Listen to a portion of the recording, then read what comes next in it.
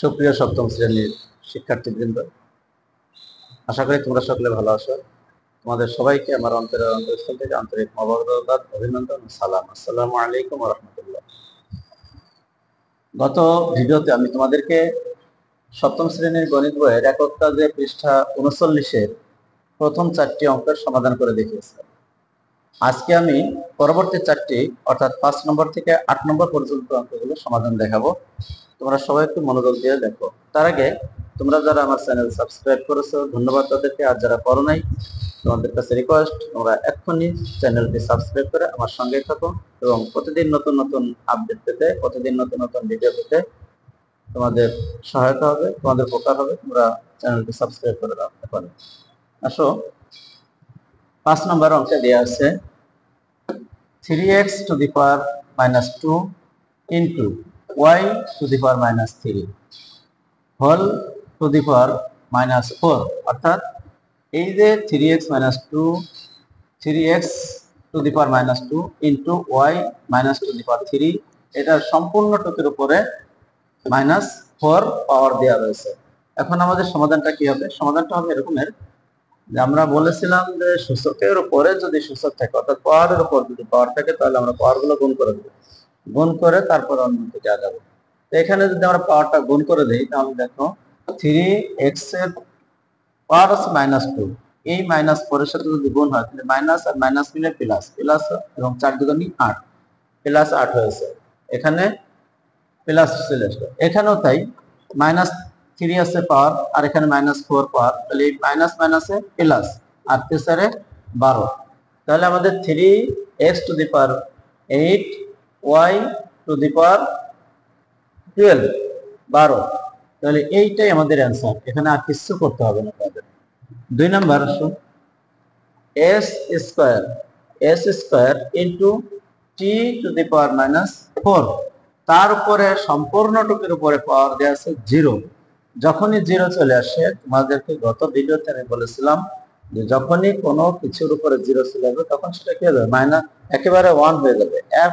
আর কোনো কথা বলতাম না, যে কোনো কিছুর উপরে আমি এইভাবে দেখিয়েছিলাম, কে এর উপরে 0 মানে 1, x এর উপরে 0 তার মানেও 1। যদি x y z সব টুকের উপরে 0 হয় তাহলে সেটার মান 1 দাঁড়াবে। তাহলে এটা যদি আমরা মনে রাখি তাহলে এটাও সম্ভব। তাহলে দেখি এখানে সবটুকের উপরে যেহেতু 0 চলে আসছে, একবারে আমি অ্যান্সার করে দিছি 1, এখানে আর কিছু করতে হবে না।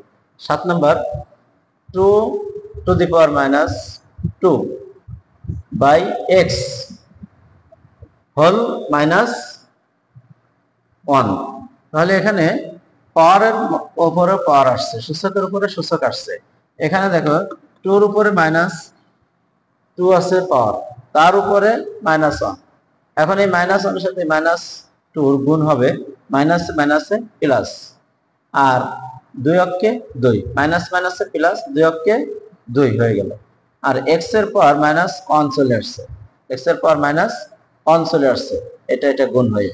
এখন আমরা এটা ভাঙাই, পরবর্তী লাইনে দেখো x স্কয়ার 2 স্কয়ার, ঠিক আছে।